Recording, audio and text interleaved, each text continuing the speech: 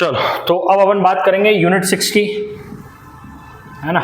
Unit 6 में सबसे पहला जो हमारा टॉपिक है वो है रिफ्लेक्शन। देख, इसमें सबसे पहला क्वेश्चन ही बनता है कि व्हाट इज रिफ्लेक्शन और लॉ ऑफ रिफ्लेक्शन, कि right the law of reflection. देख, रिफ्लेक्शन में कहानी बड़ी सिंपल है। मान ले ये तेरा मिरर है, कोई स्मूथ सरफेस है, ये सोर्स है, तो यहां से लाइट आई, मिरर पे स्ट्राइक करी और जिस रास्ते से आई थी वापस उसी रास्ते में चली गई। मतलब जिस डायरेक्शन से आई, मिरर से टकराने के बाद उसी डायरेक्शन में लौट गई। तो देख, जो मिरर पे गिरी ये इंसिडेंट रे है, और जो मिरर से टकराने के बाद मिली वो कौन सी रे है? Reflected ray. तो इंसिडेंट रे और नॉर्मल के बीच का angle, angle of incidence. Reflected ray और नॉर्मल के बीच का एंगल, एंगल ऑफ रिफ्लेक्शन, है ना। तो ये नॉर्मल है। तो देख, ओ ए इंसिडेंट रे हो गई, ओ बी रिफ्लेक्टेड रे हो गई, ओ एन नॉर्मल हो गया। एंगल कहां से मेजर होंगे? नॉर्मल से। नॉर्मल सरफेस से कितना एंगल बनाएगा? 90 डिग्री। नॉर्मल और इंसिडेंट रे के बीच का angle, angle of incidence. Normal और रिफ्लेक्टेड रे के बीच का angle, angle of reflection. Law क्या है? लॉ ऑफ रिफ्लेक्शन दो है। पहली लॉ है angle of incidence is equal to angle of reflection. ये हमेशा होगा कि अगर एंगल ऑफ इंसिडेंस 45 डिग्री है तो एंगल ऑफ रिफ्लेक्शन भी क्या आएगा? 40 डिग्री, 45 डिग्री।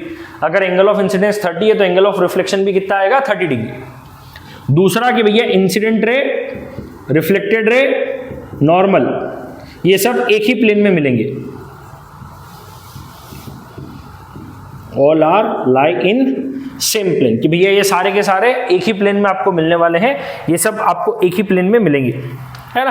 अब जो दूसरी चीज यहां जो आती है वो आती है टाइप्स ऑफ मिरर। तो इसमें सबसे जो इंपॉर्टेंट बात होती है वो होती है स्फेरिकल मिरर की, कि भैया स्फेरिकल मिरर क्या होते हैं। तो देख, हमारे पास क्या है? एक स्फीयर है ना, ग्लास का एक स्फीयर है। अब हमने उस स्फीयर का एक पोर्शन कट कर लिया, ये वाला, और इसको पॉलिश कर दिया। इसमें हमने ये वाला पोर्शन कट कर लिया और इसकी इनर सरफेस को पॉलिश कर दी। तो देख, ऐसा कुछ बना, ये दो हिस्से आ गए। तो ये जो दो मिरर मिले, इनमें से एक मिरर आपका बना कॉन्वेक्स और एक मिरर बना कॉनकेव। तो देख, जिसमें तूने इनर सरफेस को पेंट किया है ना, वो आपका कौन सा मिरर है? Convex mirror. ये देख, इसमें इनर सरफेस को, तो ये कॉन्वेक्स मिरर है, और ये कौन सा मिरर है? Concave mirror. एक इसमें इमेज फॉर्मेशन का टेबल है, वो याद कर लेना, उससे ऑब्जेक्टिव बनते हैं, या रे डायग्राम पूछ ले 2 एक नंबर में, 3 नंबर में, तो फिर कर देना वो, है ना। तो ये हुई। अब देख, इसमें कहानी सुनना कि ये जो मिरर है तेरा, ये कॉनकेव मिरर या कॉन्वेक्स मिरर, इसका जो ज्योमेट्रिकल मीन होता है, यानी इन दोनों का, इस रिम का सेंटर, उसको बोलते हैं पोल, है ना।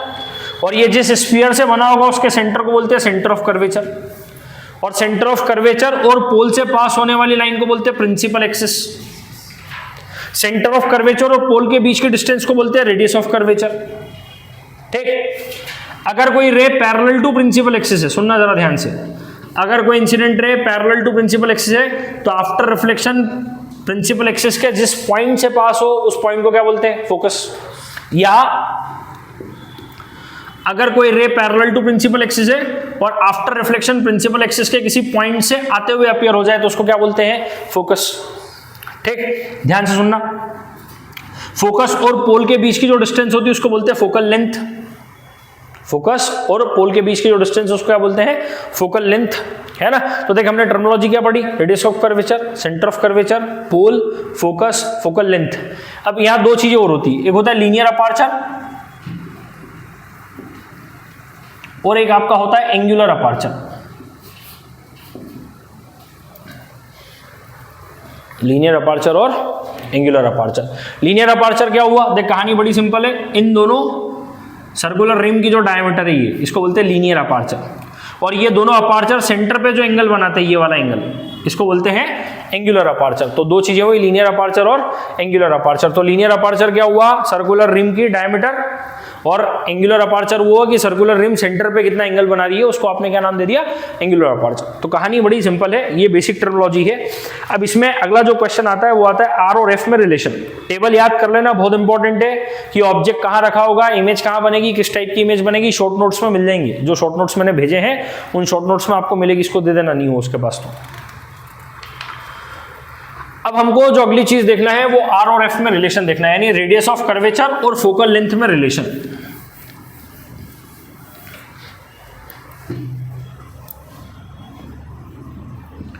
तो relation between R and F, देख मान ली ये मिरर है, कॉनकेव मिरर। अब देख एक रे है parallel to principal axis, after reflection कहाँ से पास होगी? फोकस से। ये हमने नॉर्मल बनाया, नॉर्मल इसका कहाँ कट करेगा? Centre of curvature. देख अभी तूने पढ़ा कि भैया ये एंगल ऑफ इंसिडेंस है और ये एंगल ऑफ रिफ्लेक्शन है, क्योंकि इंसिडेंट रे और नॉर्मल के बीच का एंगल ऑफ इंसिडेंस है ना, रिफ्लेक्टेड रे और नॉर्मल के बीच का एंगल ऑफ रिफ्रैक्शन। देख अभी तूने बोला कि आई और आर बराबर है, आई और आर क्या है? बराबर, ठीक है। देख ये इंसिडेंट रे ए बी जो है ये पीसी के पैरेलल है और ये ट्रांसवर्सल लाइन है, तो अगर ये एंगल आई है तो ये एंगल भी क्या आना चाहिए? आई। क्यों? क्योंकि देख जेड बन रहा है और जेड बनता है तो कौन सा एंगल होता है? Alternate interior angle. तो देख अब कहानी सुन कि एंगल ए बी सी, अब नाम तू पहले ये समझ लेना, उसके बाद नाम लिखना, नहीं तो नाम से रटेगा तो कंफ्यूज हो जाएगा। देख मेरे को पता है ये दोनों बराबर है और ये दोनों भी बराबर है, तो कायदे से ये दोनों क्या आ जाने चाहिए? बराबर, है ना। तो देख इस वाले का नाम है ए बी सी और इस वाले का नाम है सी बी एफ, ये दोनों इक्वल है। क्यों? Law of reflection, law of reflection, ये इक्वेशन फर्स्ट हो गया। अब देख हमको पता है ए बी जो है वो पैरेलल है बी सी के, तो एंगल ए बी सी जो है वो किसके बराबर है? बी सी एफ के।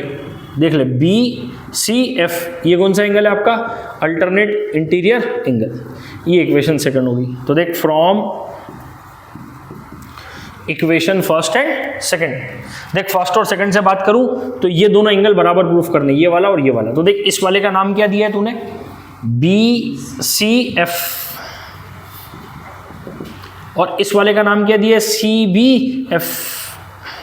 आगे बराबर। अब देख अब तूने 9th क्लास में एक थ्योरम पढ़ी है, अगर ट्राइंगल के दो एंगल बराबर हैं तो उसकी अपोजिट साइड भी क्या आती है? इक्वल।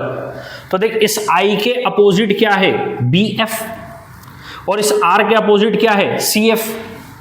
तो in triangle B C F में बोल सकता हूं कि बी एफ जो है वो किसके बराबर है? सी एफ के। देख ले आई के सामने वाला जो एंगल है, आई के सामने वाला जो है वो बी एफ है और आर के सामने वाला जो है वो क्या है? C F. सही बात है। अब देख हमने अजम्पशन लिया है कि यहां मिरर का अपार्चर बहुत छोटा है,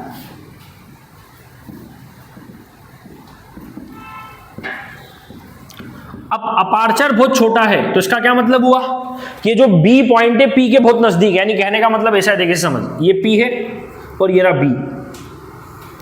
तो देख मैं बोल सकता हूं कि पी एफ और बी एफ लगभग लगभग बराबर है। पी एफ जो है वो लगभग लगभग किसके बराबर है? बी एफ के, कि भैया P F is approximately equals to B F. उठा के यहां रख दो, तो पी एफ किसके बराबर आ गया? सी एफ के, और दोनों तरफ पी एफ ऐड कर दो,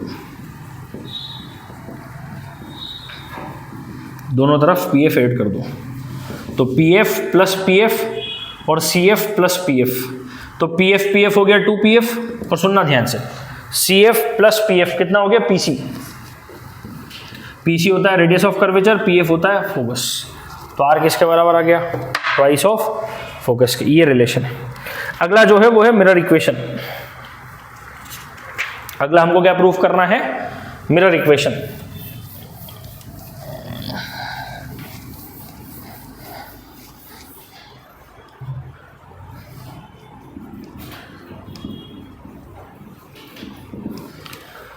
मिरर इक्वेशन का डेरिवेशन हमको देखना है। सर अब देख इसका डेरिवेशन थोड़ा सा लंबा जाता है। ये मिरर है, ये प्रिंसिपल एक्सिस है, ये फोकस है, ये सेंटर ऑफ कर्वेचर है, और एक ऑब्जेक्ट है ए बी जो सेंटर ऑफ कर्वेचर के पीछे रखा हुआ है, ये रहा। अब यहां से एक रह गई parallel to principal axis, after reflection कहां से पास हो जाएगी? फोकस से। दूसरी रे सेंटर ऑफ कर्वेचर से पास हुई, इसने क्या किया? अपने पाथ को रिट्रेस कर लिया, दोनों ने जहां इंटरसेक्ट किया वहां इमेज बन गई ए डैश बी डैश। दोनों ने जहां इंटरसेक्ट किया वहां क्या हो गया? इमेज बन गई ए डैश बी डैश। ये बात समझ में आती है? अब देख हमने क्या करा, यहां से कंस्ट्रक्शन कर लिया, इस पॉइंट को हमने डी नाम दे दिया, इस पॉइंट को हमने एम नाम दे दिया। देख हम यहाँ दो ट्राइंगल ले रहे हैं। सबसे पहले हम ले रहे हैं triangle A dash B dash F, ये वाला दिखा ये, और फिर दूसरा ट्राइंगल हम ले रहे हैं डी एम एफ, ये दो ट्राइंगल हमने ले लिए।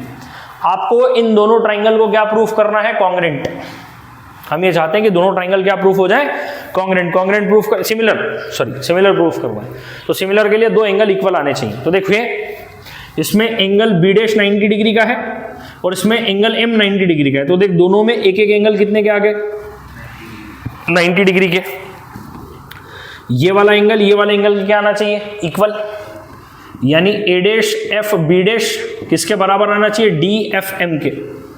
ये दोनों एंगल क्या आने चाहिए? आपके इक्वल आने चाहिए। तो देख कहानी सुन, दो एंगल बराबर आ गए तो बाय ए सिमिलरिटी आप ये बोल सकते हो कि triangle A dash B dash F similar हो गया ट्राइंगल डी एम एफ के। अब सिमिलर हो गया तो हम करस्पॉन्डिंग साइड्स का रेशियो सेम बता सकते हैं। करस्पॉन्डिंग मतलब परपेंडिकुलर अपॉन में परपेंडिकुलर और बेस अपॉन में बेस एफ एम। अब एक चीज सुनना, देख डी एम जो है वो किसके बराबर है? ए बी के।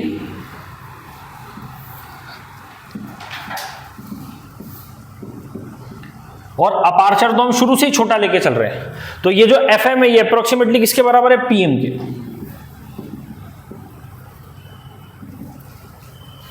उठा के यहां रख दे, तो A dash B dash upon में A B is equal to B dash F upon में पी एफ। ये इक्वेशन फर्स्ट आ गई, इसमें कोई तकलीफ? अब दो ट्राइंगल दूसरा सिलेक्ट कर, ये वाला और ये वाला। देख इस ट्राइंगल का नाम है ए बी सी, इस ट्राइंगल का नाम है ए डैश बी डैश सी। एक ट्राइंगल हो गया ए बी सी, एक ट्राइंगल हो गया ए डैश बी डैश सी। दोनों में एक एक एंगल 90 का है। बी और बी डैश दोनों किसके बराबर है? 90 के। दोनों में एक एक एंगल कितने का है? 90 का। और देखिए एक्स बन रहा है, ये वाला एंगल और ये वाला एंगल क्या आना चाहिए? इक्वल, यानी एंगल ए सी बी किसके बराबर आना चाहिए? Angle A dash C B dash. क्यों? क्योंकि एक्स बना, और एक्स बने तो कौन सा एंगल बनता है? Vertically opposite angle. फिर एक ट्राइंगल के दो एंगल बराबर आ गए, तो ए सिमिलरिटी से बोला जा सकता है कि ट्राइंगल ए बी सी जो है वो सिमिलर है triangle A dash B dash C, है ना? सिमिलर है A dash B dash C की। अब अगर सिमिलर है, ध्यान सुनना, अगर सिमिलर है तो करस्पॉन्डिंग साइड्स का रेशियो क्या आना चाहिए? सेम, यानी परपेंडिकुलर अपॉन में परपेंडिकुलर किसके बराबर आना चाहिए? बेस अपॉन में बेस के। और ये इक्वेशन सेकंड होगी। तो देख इक्वेशन फर्स्ट और सेकंड से अगर बात करें तो बोलता है A dash B dash upon में ए बी इसके बराबर है, ये बोलता है A dash B dash upon में ए बी इसके बराबर है। तो ये दोनों आपस में क्या आने चाहिए? इक्वल आने चाहिए। तो बी डैश एफ अपॉन में पी एफ किसके इक्वल आ जाएगा? बी डैश सी अपॉन में बी सी के। आगे इक्वल। अब देख हम क्या होता है यहाँ साइन कन्वेंशन, यहाँ सारी डिस्टेंस ना पोल से मेजर होती है। तो देख इसमें केवल एक ही डिस्टेंस पोल से, बाकी ये तीनों ही डिस्टेंस जो है वो पोल से नहीं है। तो आपको क्या करना पड़ेगा? इसको पोल से कन्वर्ट करना पड़ेगा। तो आप क्या करोगे? इसको पोल से कन्वर्ट करोगे। तो देखते हैं जरा पोल से किस तरीके से कन्वर्ट होने वाली है। अब सुन, देख सबसे पहले बात कर बी डैश एफ की। कारा बी डैश ये रहा, कारा एफ ये रहा। तो देख ये यहाँ बी डैश है, यहाँ एफ है और इसके इधर कहीं पी है, सही बात है?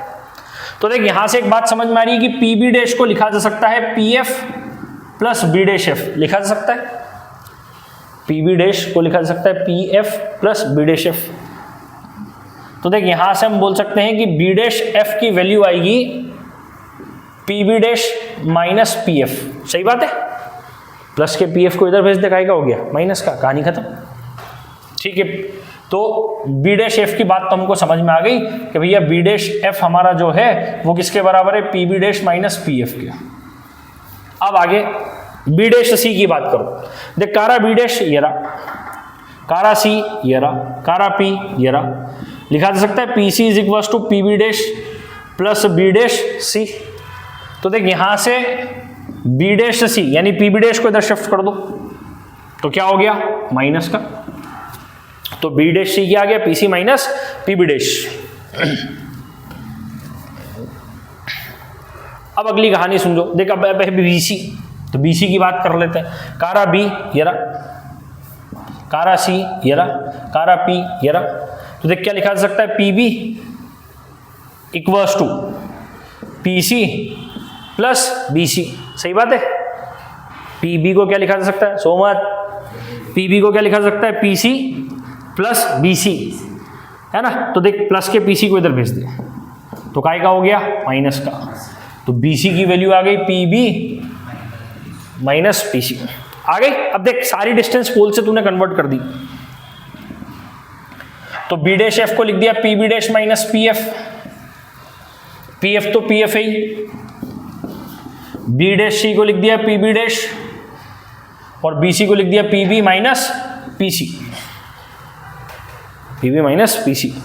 अब सिंपल साइन कन्वेंशन अप्लाई करो और वैल्यू रख दो। देख साइन कन्वेंशन में, ऑप्टिक्स में, मिरर में सारी डिस्टेंस कहाँ से मेजर होती है पोल से, तो पोल के इस तरफ वाली डिस्टेंस नेगेटिव और पोल के इस तरफ वाली डिस्टेंस पॉजिटिव। तो देख अब हम सबसे पहले बात करते हैं पी एफ की, ये रहा पोल और पोल के इस तरफ है, मतलब फोकल लेंथ है और नेगेटिव क्योंकि इस तरफ है, तो माइनस एफ। देख पी बी डैश मेरी इमेज है, पी बी डैश इमेज पोल के इस तरफ है, तो क्या हो जाएगी नेगेटिव। पी सी माइनस का 2f क्योंकि रेडियस ऑफ कर्वेचर है, और ये भी पोल के इस तरफ है इसलिए क्या आना चाहिए नेगेटिव। और बचा कौन पी बी, तो पी बी ऑब्जेक्ट है, पोल से ऑब्जेक्ट की डिस्टेंस u होती है, और ये भी क्या हो गया माइनस u। सारी वैल्यू उठा उठा के इक्वेशन में रख दो, तो minus v minus of minus f, minus का f माइनस का 2f minus of minus v और माइनस का u और माइनस का 2f, माइनस माइनस क्या हो गया प्लस।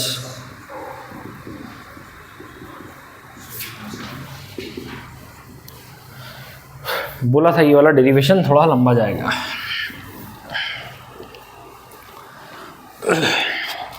अब देख ये इधर है, इधर भेजा तो मल्टीप्लाई में, तो minus V F plus F minus का U plus 2f minus 2f plus v और इनटू में माइनस का f।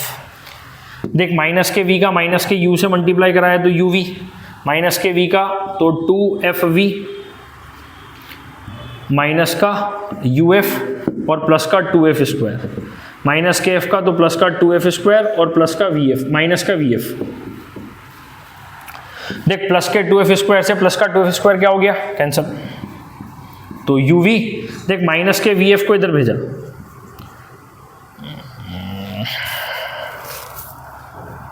ये माइनस का आएगा ना, माइनस के v का 2f से मल्टीप्लाई करा तो माइनस, तो माइनस के vf को इधर भेजा तो काय का हो गया प्लस का vf, और माइनस के uf को उधर भेज दो तो काय का हो गया प्लस का। तो देखिए इक्वेशन बनी uv माइनस vf और uf, और पूरी इक्वेशन को uvf से डिवाइड कर दो,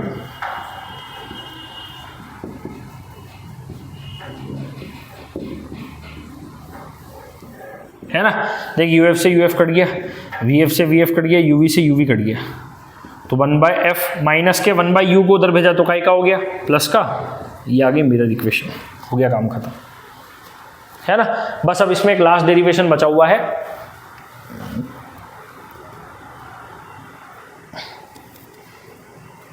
ना, और वो आपका जो लास्ट डेरिवेशन है वो है लीनियर मैग्निफिकेशन का डेरिवेशन। तो देख क्वेश्चन ये उठता है कि लीनियर मैग्निफिकेशन है क्या। तो लीनियर मैग्निफिकेशन में हम क्या करना चाहते हैं, ऑब्जेक्ट की साइज और इमेज की साइज को कंपेयर करना चाहते हैं, है ना। तो देख लीनियर मैग्निफिकेशन का जो फॉर्मूला बना या जो डेफिनेशन बनी, तो देख लीनियर मैग्निफिकेशन को हम m से डिनोट करते हैं। किससे डिनोट करते हैं, m से। m का फॉर्मूला होता है साइज ऑफ इमेज या हाइट ऑफ इमेज अपॉन में हाइट ऑफ ऑब्जेक्ट, यानी hi अपॉन में ho। इसका एक और फॉर्मूला होता है m is equal to minus v by U, ये हमको प्रूफ करना है, इसका डेरिवेशन हमको देखना है, ये हमारा लास्ट टॉपिक है, ठीक। तो समझ लेते हैं इसकी कहानी भी जरा क्या है। देख ये मिरर है, ये ऑब्जेक्ट है ए बी, है ना। अब यहां से एक रे सेंटर ऑफ कर्वेचर से पास हुई, तो जब कोई रे सेंटर ऑफ कर्वेचर से पास हुई तो अपने पाथ को क्या करने वाली है, रिट्रेस करने वाली है, और दूसरी रे जो है वो पोल पे गिरेगी और ये ऐसे डेविएट हो जाएगी। दोनों ने जहाँ इंटरसेक्ट किया वहाँ इमेज मिल गई ए डैश बी डैश। अब देख ये एंगल ऑफ इंसिडेंस है और ये जो है ये क्या है, एंगल ऑफ रिफ्लेक्शन, क्योंकि ये आपकी इंसिडेंट रे और ये आपका नॉर्मल है, तो नॉर्मल और इंसिडेंट रे के बीच का angle, angle of incidence, normal और रिफ्लेक्टेड रे के बीच का एंगल, एंगल ऑफ रिफ्रैक्शन। तो देख सिंपल सी बात है, दो ट्राइंगल ले लिए, एक ट्राइंगल ले लिया आपका ए बी पी और एक ट्राइंगल आपका ले लिया ए डैश बी डैश पी। अब देख इसमें दोनों में एंगल बी और एंगल पी डैश दोनों ही किसके बराबर है, 90 डिग्री के। सही बात है ना। और देख ये आई एंगल का क्या नाम है, एंगल ए पी बी, और इस आर एंगल का नाम क्या है, A dash P B dash, ये यहाँ है बी डैश तरह। ये क्या लगा, लॉ ऑफ रिफ्लेक्शन। तो बाय ए सिमिलरिटी तू बोल सकता है दोनों ट्राइंगल क्या आने वाले हैं, सिमिलर। ए सिमिलरिटी से दोनों ट्राइंगल क्या आएंगे आपके, सिमिलर। तो करस्पॉन्डिंग साइड्स का रेशियो यानी A dash B dash upon में ए बी किसके बराबर आना चाहिए, परपेंडिकुलर, यानी P B dash base upon में बेस, ये आ गया। ठीक, अब ध्यान से सुन, ए डैश बी डैश क्या है तेरी हाइट ऑफ इमेज। देख ये प्रिंसिपल एक्सिस के नीचे है इसलिए माइनस आएगी, तो माइनस का एच आई। ए बी देख ये हाइट ऑफ ऑब्जेक्ट है, ये प्रिंसिपल एक्सिस के ऊपर इसलिए क्या आएगा, plus. P B dash distance of image इस तरफ है, minus V minus U, minus से माइनस कैंसल, तो एच आई अपॉन में एच ओ किसके इक्वल आ गया, माइनस वी बाई यू। ये क्या होता है, एम, तो एम का फॉर्मूला क्या आ गया, माइनस वी बाई, ये आपका रिफ्लेक्शन है। रिफ्लेक्शन में ये क्वेश्चन बन सकते हैं, हाँ 2 नंबर के क्वेश्चन बहुत सारे बनाए जा सकते हैं, उनके बारे में और कभी फिर बात। देखो अब हमको रिफ्लेक्शन के बारे में हमने बात कर ली है, अब हम बात करेंगे रिफ्रैक्शन के बारे में कि रिफ्रैक्शन होता क्या है। तो देख हुआ क्या कि मान ले हमारे पास 2 मीडियम है, एक मीडियम है एयर और एक मीडियम है वाटर। अब रिफ्रैक्शन में क्या हुआ था कि लाइट आई, टकराई और जिस मीडियम से आई थी उसी मीडियम में चली गई, मीडियम में कोई शिफ्ट नहीं आया। अब रिफ्रैक्शन में हुआ कि लाइट आई, इंटरफेस पे टकराई, ये नॉर्मल, और लाइट डेविएट हो गई, इधर चली गई, है ना। तो जब लाइट एक मीडियम से दूसरे मीडियम में जाती है तो उसके पाथ में हमको शिफ्ट मिलता है। अगर ये नहीं होता तो कायदे से सीधे निकल जाती, पर मीडियम चेंज होने के कारण उसमें शिफ्ट मिला। तो ये जो शिफ्ट है इसको बोलते हैं एंगल ऑफ डेविएशन। जो शिफ्ट है इसको क्या बोलते हैं, angle of deviation. Incident ray और नॉर्मल के बीच का angle, angle of incidence. Refracted रे और नॉर्मल के बीच का एंगल, एंगल ऑफ रिफ्रैक्शन, है ना। तो जो रे गिरी वो इंसिडेंट रे है, जो शिफ्टेड रे मिली वो रिफ्रैक्टेड रे है, और जहां से एंगल नाप रहे हैं वो नॉर्मल है। अब जैसे वहां angle of incidence angle of refraction के बराबर था, ऐसा यहाँ नहीं है। यहाँ angle of incidence angle of refraction के बराबर नहीं है, वहां angle of incidence angle of reflection के बराबर था, यहाँ बराबर नहीं है ना। अभी उसके बारे में बात करेंगे। अब देख यहाँ 2 टाइप के मीडियम मिले, एक होता है रेरर मीडियम और दूसरा होता है डेंसर मीडियम। तो देख जिसमें लाइट की वेलोसिटी ज्यादा हो उसको क्या बोलते हैं, रेरर मीडियम, यानी इसकी ऑप्टिकल डेंसिटी कम होती है। इसकी ऑप्टिकल डेंसिटी क्या होती है, कम, और स्पीड ऑफ लाइट क्या होती है, ज्यादा। इसकी ऑप्टिकल डेंसिटी ज्यादा होती है डेंसर मीडियम की, और इसकी लाइट की वेलोसिटी क्या होती है, कम। ये बात समझ में आती है। अब आगे कहानी समझना कि इंसिडेंट रे, देख लाइट जब रेरर से डेंसर मीडियम में जाएगी तो टूवर्ड्स द नॉर्मल बेंड होती है, पर लाइट जब डेंसर से रेरर मीडियम में जाती है तो अवे फ्रॉम नॉर्मल बेंड होती है। अंतर है, ये याद रखना। यानी देख इस केस में एंगल ऑफ इंसिडेंस बड़ा होगा, एंगल ऑफ रिफ्रैक्शन क्या होगा, छोटा। इस केस में एंगल ऑफ इंसिडेंस छोटा होगा और एंगल ऑफ रिफ्रैक्शन क्या होगा, बड़ा। ठीक, अब वैसे ही जैसे ये रिफ्रैक्शन है तो वैसे ही यह कंसेप्ट आता है लॉ ऑफ रिफ्रैक्शन का। तो लॉ ऑफ रिफ्लेक्शन में जो सबसे पहला लॉ है वो स्नेल्स लॉ है। स्नेल्स लॉ क्या बोलता है, mu is equals to sine I by sine R. यानी उसने बोला कि एंगल ऑफ इंसिडेंस का साइन और एंगल ऑफ रिफ्रैक्शन के साइन का जो रेशियो है वो कांस्टेंट होता है। ये कांस्टेंट जो है इसको हम क्या बोलते हैं, रिफ्रैक्टिव इंडेक्स। ये कैसे निकलता है इसके बारे में अभी हम डिटेल में बात कर लेंगे। तो म्यू का फॉर्मूला बन गया sine I by sine R. अब देखिए कहाँ लगती है, केवल मोनोक्रोमेटिक लाइट के लिए ही लगा पाओगे। मोनोक्रोमेटिक मतलब सिंगल वेवलेंथ। अगर एक ही कलर की लाइट होनी चाहिए, ऐसा नहीं कि व्हाइट लाइट पे स्लो लगा दी, नहीं लगेगी, है ना। सिंगल वेवलेंथ लाइट के लिए एप्लीकेबल है। दूसरा, जिस केस में एंगल ऑफ इंसिडेंस 0 डिग्री होगा वहां बिना डेविएशन के सीधे ये रे निकल जाएगी। अब देख दूसरा जो लॉ है वो है इंसिडेंट रे, नॉर्मल और refracted ray all are lie in same plane. कि ये सब आपको जो है एक ही प्लेन में मिलेंगे, एक ही प्लेन में सब लाई करते हैं, ठीक। तो ये दो रिफ्रैक्शन हुआ। अब देख इसमें अगली चीज जो आती है वो आती है कि टाइप्स ऑफ रिफ्रैक्टिव इंडेक्स। ये जो म्यू है तो इसके टाइप्स के बारे में हमको बात करना है। तो दो टाइप के रिफ्रैक्टिव इंडेक्स होते हैं। एक आपका होता है एब्सोल्यूट रिफ्रैक्टिव इंडेक्स, है ना। एब्सोल्यूट रिफ्रैक्टिव इंडेक्स का मतलब होता है speed of light in that medium upon में speed of light in the speed of light in vacuum upon में speed of light in that medium. यानी ये होता है mu is equals to c by v. और एक होता है आपका रिलेटिव रिफ्रैक्टिव इंडेक्स।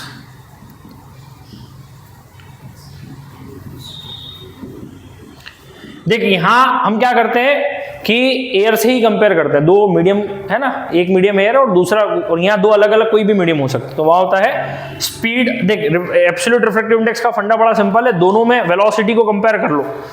यानी speed of light in first medium, या देख ऐसे समझ ले refractive index mu two upon में म्यू वन। यानी ये ऐसा है कि लाइट आपकी फर्स्ट मीडियम से कौन से मीडियम में गई, सेकंड मीडियम में, तो जो इसका रिलेटिव रिफ्रैक्टिव इंडेक्स आएगा वो आएगा mu two by mu one, है ना। अच्छा देखिए यूनिटलेस क्वांटिटी, ये भी यूनिटलेस है, ये भी कैसी है, यूनिटलेस। और वेलोसिटी के टर्म में इसका फॉर्मूला ऐसा बनता है v1 अपॉन में v2। फॉर्मूले याद रखना, बहुत इंपॉर्टेंट फॉर्मूले हैं दोनों ही। Mu is equals to c by v, one mu two का मतलब म्यू टू अपॉन में म्यू वन और v1 अपॉन में v2। देख अगला जो हमको कंसेप्ट देखना है वो देखना है प्रिंसिपल ऑफ रिवर्सिबिलिटी।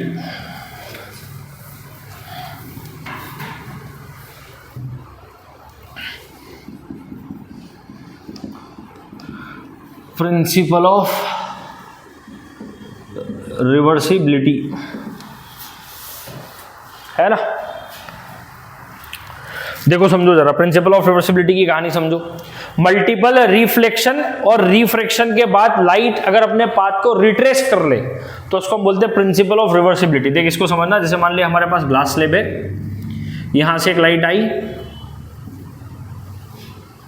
देख एयर से ग्लास में गई है तो रेयर से डेंसर मीडियम में, यहाँ एक ग्लास रखा हुआ है, ये इस पे परपेंडिकुलर गिरती है और अपने पाथ को रिट्रेस कर लेती है, ठीक। तो देख रिफ्लेक्शन हुआ, रिफ्रैक्शन हुआ, रिफ्लेक्शन हुआ और अपने पाथ को क्या कर लिया, रिट्रेस। इसको बोलते हैं प्रिंसिपल ऑफ रिवर्सिबिलिटी। तो देख इसमें बना एंगल ऑफ इंसिडेंस आई, ये बना एंगल ऑफ रिफ्लेक्शन आर। अब सुनना, देख जब लाइट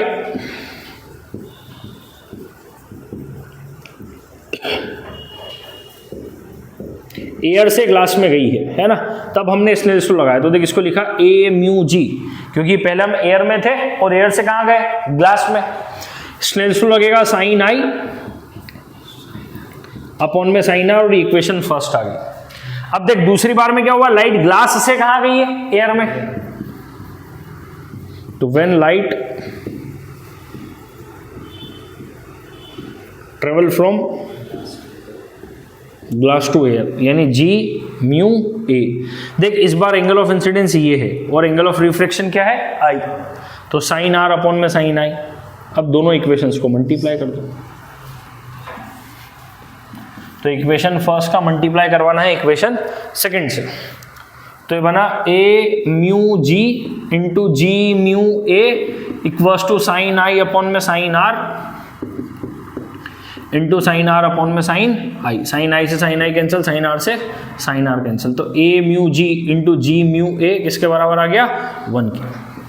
देखिए यहीं से एक रिलेशन निकल के आएगा कि भैया जी म्यू ए को लिखा जा सकता है 1/a म्यू जी। ये रिलेशन क्रिटिकल एंगल में आज हमने यूज किया था।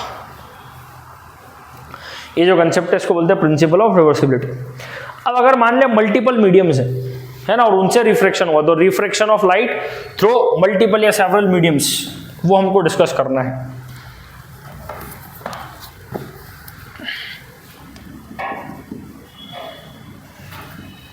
तो रिफ्रैक्शन ऑफ लाइट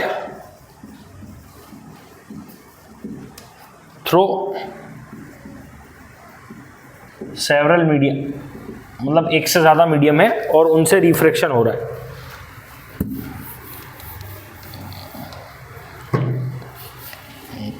देखिए ये एयर है, ये वाटर ये ग्लास है, और लास्ट में फिर एयर है ना। लास्ट में फिर क्या है? एयर। देख फर्स्ट और लास्ट मीडियम अगर सेम होता है तो angle of incidence angle of emergence के बराबर आता है ना। देखिए मेरी इंसिडेंट रे है, अब देखिए रेयर से डेंसर मीडियम में जा रही है तो टुवर्ड्स दी नॉर्मल बेंड हो जाएगी। देख फिर हम वाटर से फिर कहाँ जा रहे हैं? ग्लास में, तो टुवर्ड्स दी नॉर्मल क्या हो जाएगी? बेंड हो जाएगी। देख अब हम ग्लास से कहाँ जा रहे हैं? एयर में, तो फार क्या बेंड हो जाएगी? Away from normal. देख ये एंगल ऑफ इंसिडेंस आई, ये एंगल ऑफ रिफ्लेक्शन है R1। देख अब सुनना, देख अगर ये R1 है तो ये Z बन रहा है, ये भी क्या आना चाहिए? R1। अगर ये R2 है तो देख यहाँ भी Z या N बन रहा है, तो ये भी क्या आना चाहिए? R2। और ये angle of emergence angle of incidence के बराबर होता है ना। अब 3 बार स्नेल्स लॉ लगाएंगे, एक बार इस पॉइंट पे,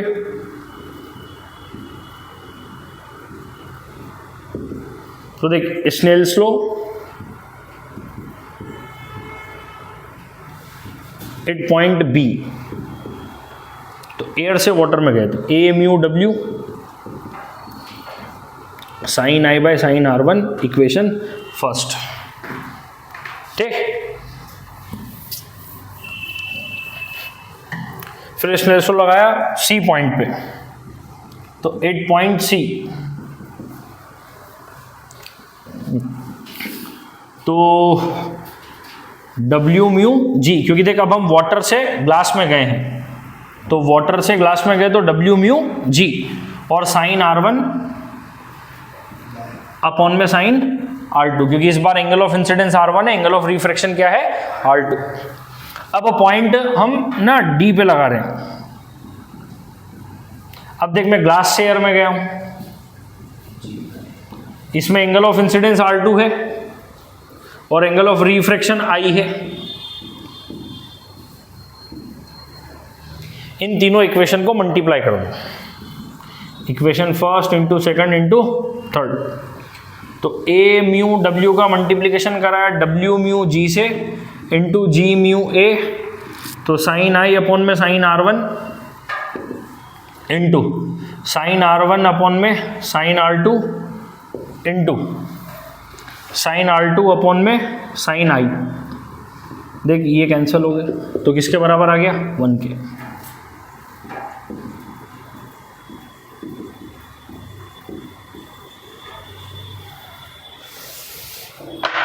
ये रिफ्रैक्शन थ्रू सेवरल मीडियम है।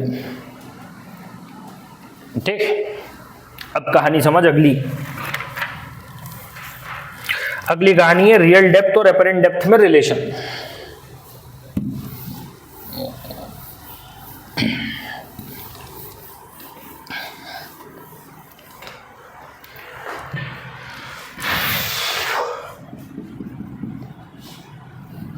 रिलेशन बिटवीन रियल डेप्थ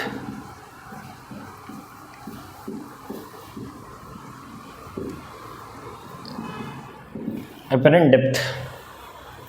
ठीक, तो रियल डेप्थ और एपरेंट डेप्थ में रिलेशन की बात कर रहे हैं हम। ठीक है, तो समझ लेते हैं कहानी क्या बोलना चाह रहा है ये। देख ये कंटेनर है, इसको हमने वाटर से फिल कर रखा है ये रहा, और यहाँ बेस में एक ऑब्जेक्ट रखा हुआ है तो इस ऑब्जेक्ट से एक रह गई, बिना डेविएशन के सीधे निकल गई, इसमें कोई दिक्कत है नहीं, बिना डेविएशन के कैसे निकल गई सीधी। दूसरी रे ये है,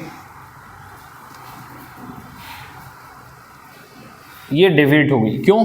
क्योंकि देखिए ये वाटर था और वाटर से एयर में गई है ना। तो देख ये दोनों रे कभी रिफ्रैक्ट होंगी क्या? नहीं होंगी। तो इनको दोनों को बैकवर्ड डायरेक्शन में एक्सटेंड किया और दोनों ने जहां इंटरसेक्ट किया वहां हमको इमेज मिल गई आई। तो ये ऑब्जेक्ट ओ पे रखा हुआ है, इमेज का मिली आई पे। ये पॉइंट मेरा P है, ये पॉइंट मेरा Q है, ये पॉइंट मेरा R है। अब ध्यान से सुनना, ये I है, एंगल इंसिडेंट और नॉर्मल के बीच का एंगल, एंगल ऑफ इंसिडेंस। अगर ये I है तो ये भी क्या बनना चाहिए? I। ये अगर R है तो ये भी क्या बनना चाहिए? R। हो गया काम। बालक तेरा डाउट था ये, है ना। अब देख तूने, तेरे को एक ट्राइंगल दिख रहा होगा, ट्राइंगल OPQ, OPQ दिख रहा है। ट्राइंगल में अगर कोई बोल दे कि साइन आई निकालना है तो निकाल सकता है क्या? देख साइन आई का फॉर्मूला होता है परपेंडिकुलर अपॉन में हाइपोटेनस, हाइपोटेनस तेरा OQ है ना। फिर तेरे को यहाँ एक और ट्राइंगल दिख रहा होगा छोटा वाला IPQ। अब इससे साइन आर निकाल दे, परपेंडिकुलर अपॉन में बेस यानी आई क्यू। अब देख साइन आई साइन आर क्यों निकाला? क्योंकि स्नेल्स लॉ में साइन आई साइन आर आते हैं, वो लगेंगे। तो बाय स्नेल्स लॉ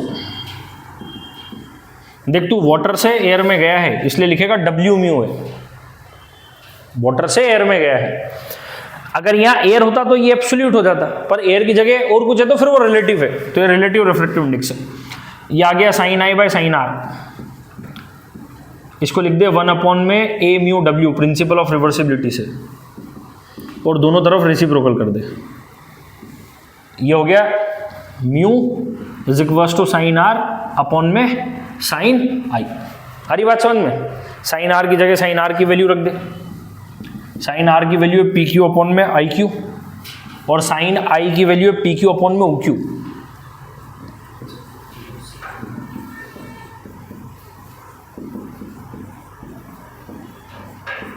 क्या आ गया? OQ अपॉन में IQ। सही है। अब देख कहानी समझ जरा। OQ है ना। अब देख इसमें अजम्पशन ये है कि ये जो P पॉइंट है ये और ये जो Q पॉइंट है ये दोनों बहुत नजदीक है।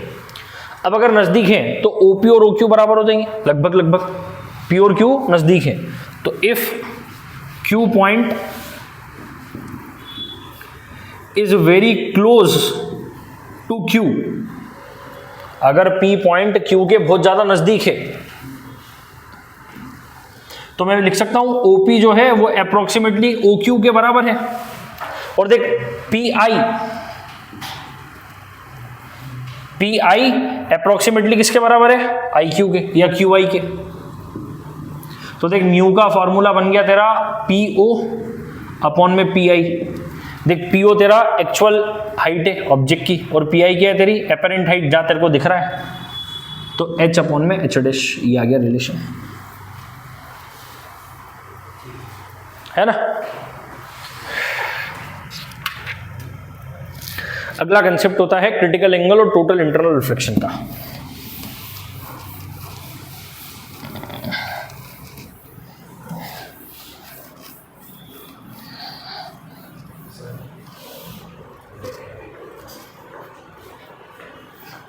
साढ़े 10 बज गए होंगे, सोने का समय ही मेरा। देख अब अगला जो टॉपिक हमको डिस्कस करना है वो डिस्कस करना है टोटल इंटरनल रिफ्लेक्शन। इसमें क्या होता है? देख हमने एक चीज क्या देख रहे हैं कि लाइट जब डेंसर मीडियम से रेयर मीडियम में जाती है तो light away from normal bend होती है। देख जैसे जैसे हम एंगल ऑफ इंसिडेंस बढ़ाते चलेंगे एंगल ऑफ रिफ्लेक्शन क्या होता चलेगा? बढ़ता चलेगा। मान ले एक एंगल तेरा ऐसा आ गया जिसपे तेरा एंगल ऑफ रिफ्रैक्शन 90 डिग्री हो गया। इस एंगल ऑफ इंसिडेंस को हम बोलते हैं क्रिटिकल एंगल। क्या नाम दे रखा है हमने? Critical angle. तो वो एंगल ऑफ इंसिडेंस जिसके लिए एंगल ऑफ रिफ्रैक्शन क्या हो जाए 90 डिग्री, उसको नाम दे दिया क्रिटिकल एंगल। अभी भी तुम्हारा मन नहीं भरा, तुम अभी भी एंगल ऑफ इंसिडेंस को बढ़ाए जा रहे हो। एक समय ऐसा आ जाएगा कि लाइट जिस मीडियम से आई थी, देखिए एंगल ऑफ इंसिडेंस है ये क्रिटिकल एंगल से बड़ा है, तो लाइट रॉ ऑफ रिफ्लेक्शन को फॉलो करते हुए सेम मीडियम में चली जाएगी। तो जब angle of incidence critical angle से बड़ा हो जाए तो लाइट लॉ ऑफ रिफ्लेक्शन को फॉलो करते हुए सेम मीडियम में आ जाती है। इसी को बोलते हैं टोटल इंटरनल रिफ्लेक्शन। इस पे कौन काम करता है? Optical fibre. ठीक, कंडीशंस क्या क्या है इसकी? दो बेसिक कंडीशन है। पहला, angle of incidence critical angle से बड़ा होना चाहिए। दूसरा, लाइट डेंसर से कौन से मीडियम में जानी चाहिए? रेरर में। रेरर से डेंसर के लिए फिनोमेना आपको नहीं मिलेगा। ठीक, डेंसर से रेरर के लिए ही मिलेगा। ठीक, अब इसमें जो लास्ट टॉपिक है वो है रिलेशन बिटवीन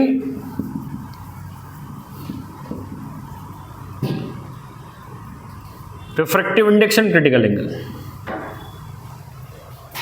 है ना। देख इसके बात कर रहे हैं तो इसलिए इसको लगा म्यू क्या होता है? Sine I by sine R. अब मान ले तू वाटर से एयर में जा रहा है, क्योंकि क्रिटिकल एंगल तो तभी मिलेगा जब डेंसर से रेरर जाएगा। तो प्रिंसिपल ऑफ रिवर्सिबिलिटी से ये हो गया, साइन आर की वैल्यू तो 90 डिग्री है, साइन 90 की वैल्यू क्या होती है? 1। सही बात है, दोनों तरफ रेसिप्रोकल कर दे, ये हो गया प्रूफ, ये रिलेशन है। ये आपका चैप्टर है रिफ्रैक्शन थ्रू स्फेरिकल सरफेस।